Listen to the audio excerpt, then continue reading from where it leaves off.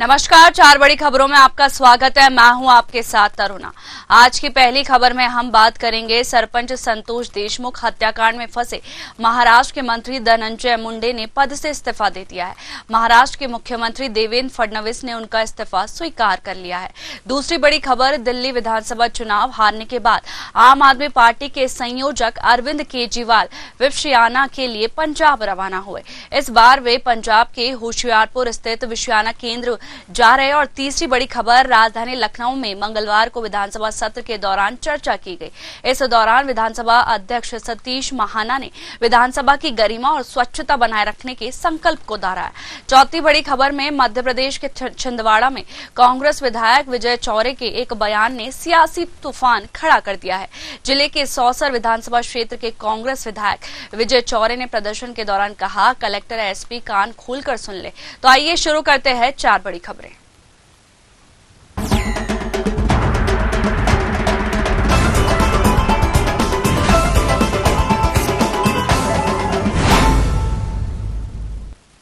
हत्याकांड में फंसे महाराष्ट्र के मंत्री धनंजय मुंडे ने पद से इस्तीफा दे दिया है। महाराष्ट्र के मुख्यमंत्री देवेंद्र फडणवीस ने उनका इस्तीफा स्वीकार कर लिया है और रेजिग्नेशन लेटर राज्यपाल को भेज दिया है। मीडिया से बात करते हुए सीएम फडणवीस ने कहा कि धनंजय मुंडे ने अपना इस्तीफा सौंप दिया है।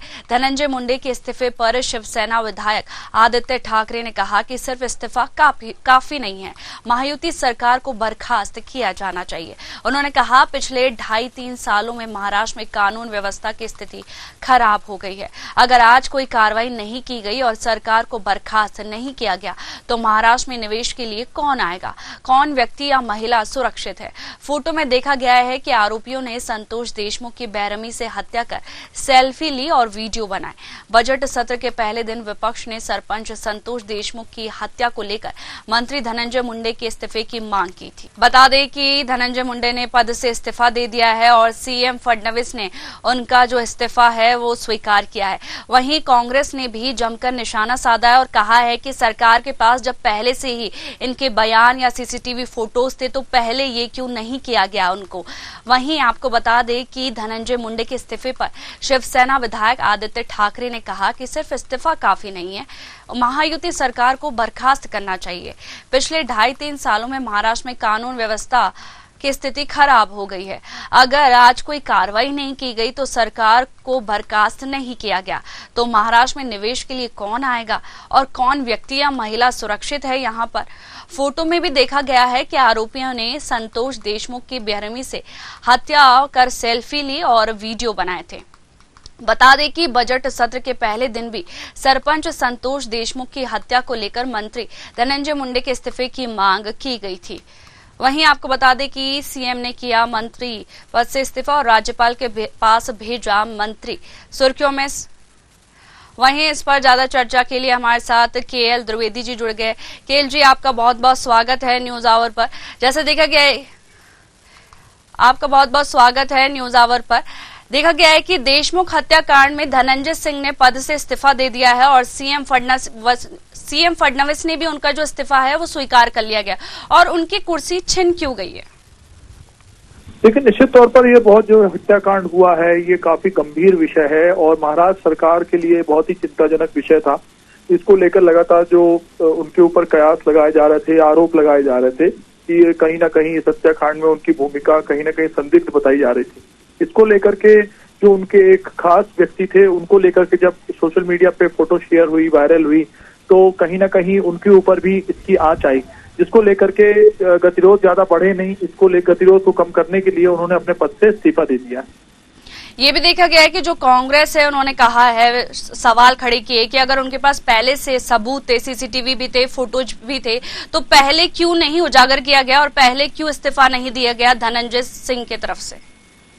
लेकिन निश्चित तौर पर जब कोई हत्याकांड होता है तो विपक्ष लगातार आरोप लगाता है और जब ये कहीं ना कहीं एसआईटी का गठन हुआ, या निष्पक्ष जांच के लिए जब इस विषय को उठाया गया और लगातार विपक्ष जो थी वो लगातार हमलावर थी पक्ष के ऊपर कि इस्तीफा क्यों नहीं लिया जा रहा है और जब तक इस्तीफा नहीं लिया जाएगा तब तक इस जांच को निष्पक्षता के आधार पर इस जांच को नहीं किया जा सकता। इसको लगातार आरोप लगातार विपक्ष पक्ष पे लगा रहा था। तो जब गतिरोध बढ़ता गया तो कहीं ना कहीं सरकार के ऊपर जब गतिरोध बढ़ा तो जब सरकार दबाव में आई तो उन्होंने उनसे इस्तीफा ले लिया। जी, धनंजय मुंडे के इस्तीफे पर शिवसेना विधायक ठाकरे ने भी कहा है कि सिर्फ इस्तीफा काफी नहीं है, महायुति सरकार को बर्खास्त किया जाना चाहिए। देखिए, संलिप्तता तो कहीं ना कहीं उजागर हुई है, लेकिन अब जब जांच होगी, जांच करने के बाद किन लोगों का उस हत्याकांड को लेकर के भूमिका पाई गई है, कौन कौन लोग संदिग्ध है, इसको ये तो बाद में ही निर्णय होगा। लेकिन हाँ, निश्चित तौर पर विपक्ष का आरोप होता है और विपक्ष लगातार मांग करता है कि ऐसी अगर निरंकुश सरकार चल रही है जिसका प्रशासन के ऊपर दबाव नहीं है, प्रशासन के ऊपर जिसका अधिकार नहीं है, तो ऐसे लोगों को अपने पद से इस्तीफा दे देना चाहिए। लेकिन मैं जहां तक ये मानता हूं कि जब तक निष्पक्षता के आधार पर जांच नहीं हो जाती तब तक किसी के ऊपर आरोप लगाना पक्ष की बात नहीं हो सकती। जी, अगर ऐसे मामले सामने आते रहे तो पिछले 2.5 से 3 सालों में महाराष्ट्र की जो कानून व्यवस्था है वो स्थिति काफी खराब हो गई है, और साथ ही ये भी कहा गया है कि महाराष्ट्र में कौन सुरक्षित है और महाराष्ट्र में कौन निवेश करेगा, ऐसी घटनाओं को देखते हुए। जैसे मैंने आपको पूर्व में ही बताया कि जब अगर इस प्रकार की जब घटनाएं घटित होती हैं, हत्याकांड घटित होते हैं, तो निश्चित तौर पर सरकार के ऊपर जो कार्यशैली है उस पर कहीं ना कहीं प्रश्न चिन्ह लग जाता है। और जब इस प्रकार के हत्याकांड होते हैं तो निवेशक और जो अन्य लोग होते हैं और जो अपराधी वर्ग जो होता है उसके हौसले बुलंद होते हैं, तो जो निवेशक होता है वह कहीं ना कहीं उस राज्य में निवेश करने से डरता है। तो अगर इस प्रकार की वहां पर सरकार चलती है तो आने वाले समय में कहीं ना कहीं सरकार को इसका खामियाजा भुगतना पड़ेगा। जी, तमाम जानकारियों के लिए आपका बहुत बहुत शुक्रिया।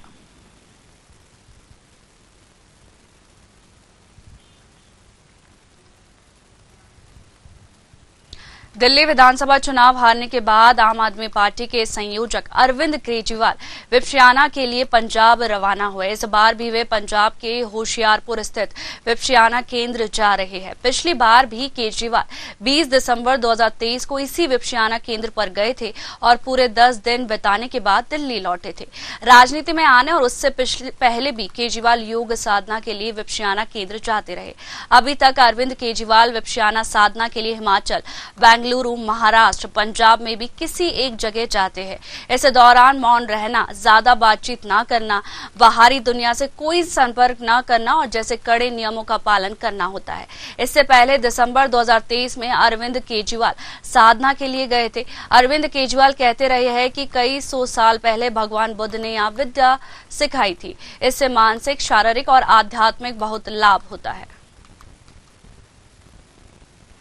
वहीं आपको बता दें कि अरविंद केजरीवाल पंजाब के विपश्यना गए, जहां पर एक साधना केंद्र है, और ये पहली बार ही नहीं है। इससे पहले भी जो अरविंद केजरीवाल है वो विपश्यना जाते रहे हैं। साथ ही इससे पहले वो बेंगलुरु गए थे और भी कई जगह वह साधना के लिए गए थे, जिससे कि तनाव कम होता है।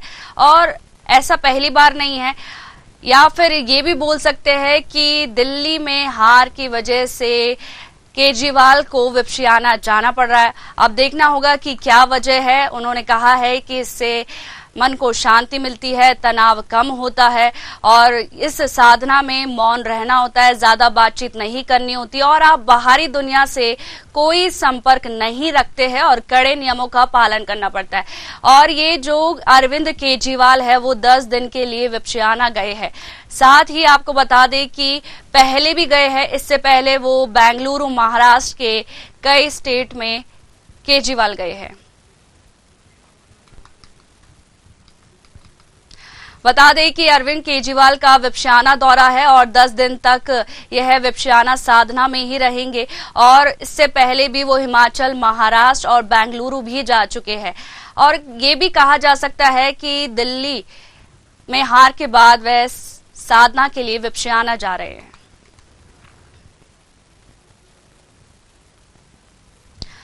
राजधानी लखनऊ में मंगलवार को विधानसभा सत्र के दौरान चर्चा की गई। इस दौरान विधानसभा अध्यक्ष सतीश महाना ने विधानसभा की गरिमा और स्वच्छता बनाए रखने के संकल्प को दोहराया। साथ ही एक अनुशासनहीन घटना पर नाराजगी जताई। विधानसभा की कार्रवाई शुरू होने से पहले विधानसभा मंडप में प्रवेश द्वार पर पान मसाला थूके जाने की सूचना मिली। इस पर विधानसभा अध्यक्ष ने तत्काल पहुंचकर सफाई कराई, इस व्यवहार की भर्त्सना की। इसके बाद सदन को संबोधित करते हुए उन्होंने कहा कि विधानसभा के प्रति केवल किसी एक व्यक्ति की नहीं बल्कि हम सभी की सामूहिक जिम्मेदारी है। उन्होंने कहा कि इस अनुशासनहीन कृत्य का वीडियो उपलब्ध है, परंतु किसी सदस्य को सार्वजनिक रूप से अपमानित करना उनका उद्देश्य नहीं है। इसके बावजूद उन्होंने सभी सदस्यों से अपील की है कि यदि भविष्य में किसी को ऐसा करते देखा तो उसे रोके, विधानसभा की गरिमा बनाए रखने में सहयोग करे। महाना ने यह भी कहा कि जिसने यह कार्य किया है वह स्वयं आगे आकर स्वीकार करे, अन्यथा उन्हें बुलाना पड़ेगा। उन्होंने सदन में पुनः इस विषय पर जोर देते हुए कहा कि उत्तर प्रदेश विधानसभा के 25 करोड़ नागरिकों का सम्मान और उनकी आस्था का प्रतीक है। इसकी स्वच्छता और मर्यादा बनाए रखना हम सभी को सामूहिक जिम्मेदारी है।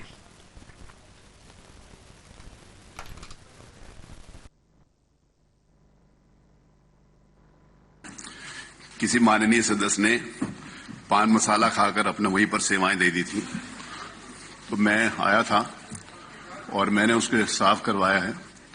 मैंने वीडियो में उस माननीय सदस्य को देख भी लिया है, लेकिन मैं किसी इंडिविजुअल को अपमानित नहीं करना चाहता, इसीलिए उनका नाम नहीं ले रहा हूं।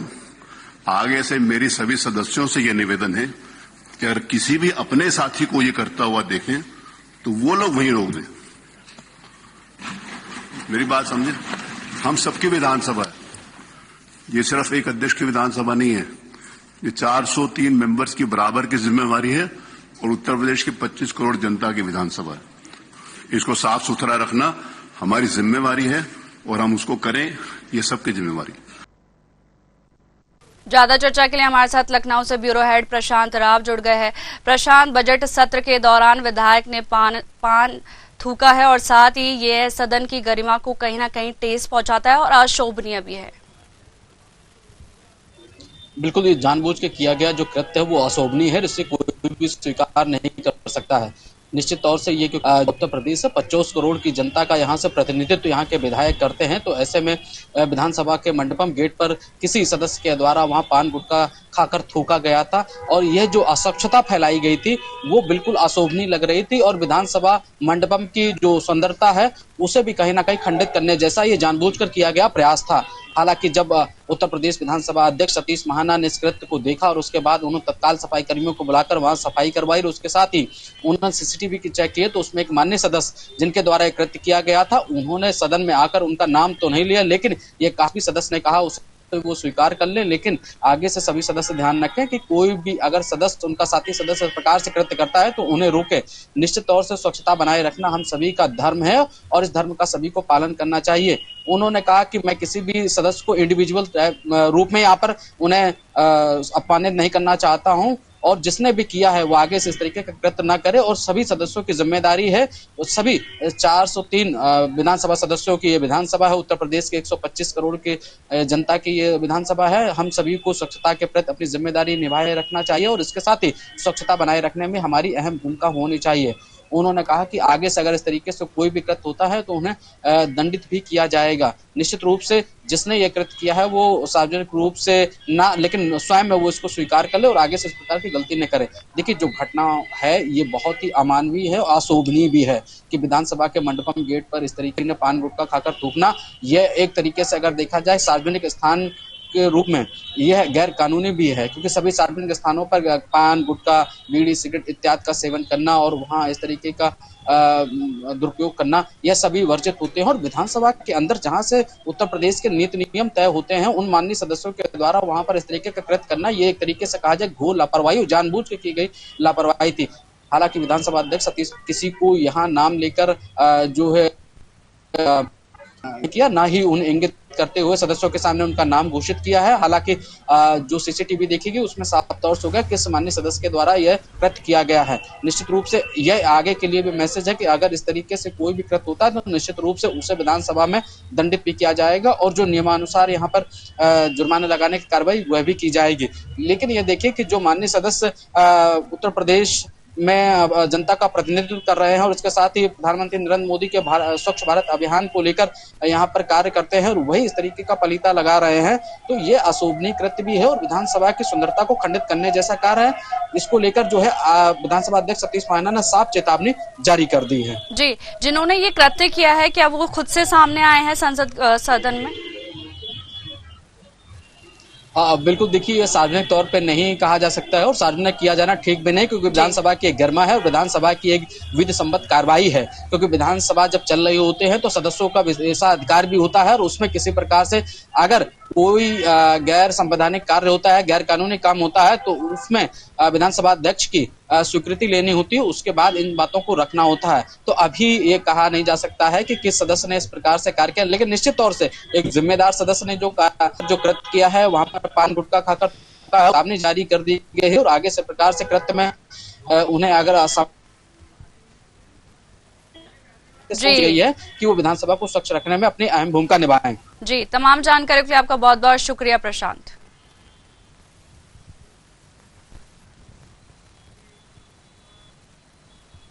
मध्य प्रदेश के छिंदवाड़ा में कांग्रेस विधायक विजय चौरे के एक बयान ने सियासी तूफान खड़ा कर दिया है। जिले के सौसर विधानसभा क्षेत्र से कांग्रेस विधायक विजय चौरे ने प्रदर्शन के दौरान कहा, कलेक्टर एसपी कान खोलकर सुन ले, अगर कमलनाथ जी पर उंगली उठी तो सबसे पहले छिंदवाड़ा में लाखों लोगों की लाश बिछेंगी। यह बयान भाजपा सांसद विवेक बंटी साहू के उस पलटवार के जवाब में आया जिसमें उन्होंने कहा था कि जनता ने कमलनाथ की धुलाई कर दी, अब पुलिस करेगी तो कैसा लगेगा। वहीं कैबिनेट मंत्री विश्वास सारंग ने कमलनाथ और कांग्रेस विधायक को आड़े हाथों लिया है। मंत्री सारंग ने कहा कि 1984 में जिन्होंने सिखों का नरसंहार किया उनसे कुछ और अपेक्षित नहीं। कमलनाथ के दामन पर सिख दागों के दाग अभी मिटे नहीं हैं। कमलनाथ और उनके गुर्गे ये भूल रहे हैं कि अब कानून की सरकार है। सरकार ने कहा कि इस प्रकार की बयानबाजी ना सहन की जाएगी और ना ही बख्शी जाएगी। मध्य प्रदेश की आबो हवा को बिगाड़ने के लिए किस तरह की बयानबाजी पर सख्त कार्रवाई की जाएगी। जी से और क्या अपेक्षा की जा सकती है। जिस कमलनाथ के दामन पर 1984 के सिख दंगों के दाग लगे हों, जिन्होंने 1984 में नरसंहार किया हो, सिखों को सरे राह कत्ल किया हो, उनसे और उनके गुर्गों से और कुछ अपेक्षा नहीं की जा सकती। पर कमलनाथ जी और कमलनाथ जी के गुर्गे भूल रहे हैं। 1984 में हो सकता है कांग्रेस की सरकार रही होगी और आप बच गए। अब कानून की सरकार है, अब नियम और कायदे की सरकार है। इस तरह से बयानबाजी न सहन की जाएगी न बख्शी जाएगी। मैं कांग्रेस के नेताओं को स्पष्ट कहना चाहता हूं, मध्य प्रदेश की आबो हवा को बिगाड़ने का अधिकार किसी को नहीं है। मध्य प्रदेश शांति का टापू है और इस तरह की यदि बयानबाजी होगी तो सख्त से सख्त कार्रवाई होगी। और कमलनाथ जी को समझना चाहिए, वो अपने गुर्गों को भी संभाले और इस मानसिकता को त्यागे। 1984 के सिख दंगों के दामन पे लगे हुए दाग अभी मिटे नहीं है कमलनाथ जी। वहीं इस पर ज्यादा चर्चा के लिए हमारे साथ भोपाल से संवाददाता कृष्णा शर्मा जुड़ गए हैं। कृष्णा, कांग्रेस विधायक ने कलेक्टर और एसपी को निर्देश दिया या फिर उन पे बोल सकते हैं कि आवाज उठाई कि अगर कमलनाथ पर कोई भी उंगली उठी तो छिंदवाड़ा में लाशें बिछ जाएगी।